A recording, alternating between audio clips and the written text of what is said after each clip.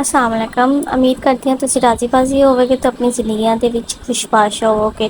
ਅੱਜ ਮੈਂ ਚੱਲੀ ਹਾਂ ਫੈਸਲਾਬਾਦ ਤੇ ਫੈਸਲਾਬਾਦ ਦੇ ਰਾਸਤੇ ਵਿੱਚ ਅਸੀਂ ਰੁਕੇ ਸੀ। ਉਹ ਸਟਾਪ ਸੀ ਤੇ ਇੱਥੇ ਅੱਛਾ ਵਿਊ ਸੀ ਤੇ ਮੈਂ ਕਿਹਾ ਵੀਡੀਓ ਹੀ ਬਣਾ ਲਾਂ।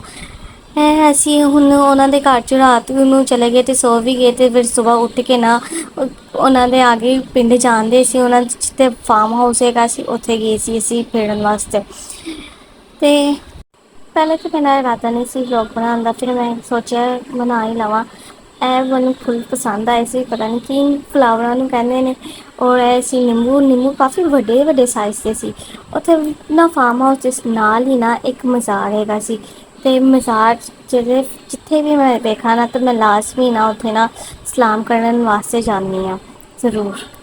ਇਹ ਮਜ਼ਾਰ ਹੈਗਾ ਸੀ ਹਜ਼ਰਤ ਬਰਕਤ ਅਲੀ ਸ਼ਾਹ ਦਾ ਤੇ ਮੈਂ ਇੱਥੇ ਅਸਰ ਦੀ ਨਮਾਜ਼ ਪੜ੍ਹੀ ਸੀ ਤੇ ਮੈਨੂੰ ਬੜਾ ਦਿਲੋਂ ਸਕੂਨ ਮਿਲਿਆ ਸੀ।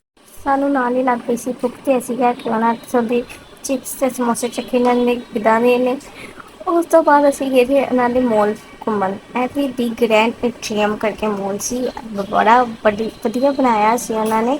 ਤੇ ਅਸੀਂ ਇਹ ਮੋਲ ਘੁੰਮੇ। ਉਸਕੇ ਬਾਅਦ ਇੱਥੋਂ ਨਾ ਫ੍ਰੀ ਲੱਗੇ ਸੀ, ਫ੍ਰੀ ਟੇਸਟਿੰਗ ਤੇ ਲੱਗੇ ਸੀ ਨੂਡਲਸ, ਅਸੀਂ ਉਹ ਖਾਧੇ। ਉਸ ਤੋਂ ਬਾਅਦ ਅਸੀਂ ਲੱਛਾ ਖਾਧਾ। ਲੱਛਾ ਦੇ ਬਾਅਦ ਅਸੀਂ ਜਿਹੜਾ ਸੀ ਪੂਰਾ ਮੋਲ ਘੁੰਮਿਆ। ਮੋਲ ਵੀ ਵਾਹਵਾ ਹੀ ਵਧੀਆ ਸੀ। ਉਸ ਤੋਂ ਬਾਅਦ ਅਸੀਂ ਇਹਨਾਂ ਦੇ ਦੂਸਰੇ ਮੋਲ ਵਿੱਚ ਗਏ ਸੀ। ਇਹ ਮੋਲ ਸੀ ਲੈਲਪੁਰ ਗੈਲਰੀ। ਲੈਲਪੁਰ ਗੈਲਰੀ ਜਿਹੜਾ ਹੈਗਾ ਸੀ ਇੱਥੋਂ ਦਾ ਸਭ ਤੋਂ ਵੱਡਾ ਮੋਲ ਸੀ। ਤੇ ਉੱਥੋਂ ਅਸੀਂ ਪੀਤੀ ਮਟਕਾ ਚਾਹ ਪੀਤੀ, ਛੱਲੀਆਂ ਦੇ ਦਾਣੇ ਖਾਂਦੇ। ਉਸ ਤੋਂ ਬਾਅਦ ਅਸੀਂ ਪੂਰਾ ਮੋਲ ਘੁੰਮਿਆ ਔਰ ਇਹਨਾਂ ਨੂੰ ਅੱਲਾ ਹਾਫਿਜ਼ ਕੀਤਾ ਤੇ ਗੱਡੀ ਸਿੱਧਾ ਪਾ ਲਈ ਲੋੜ ਨੂੰ।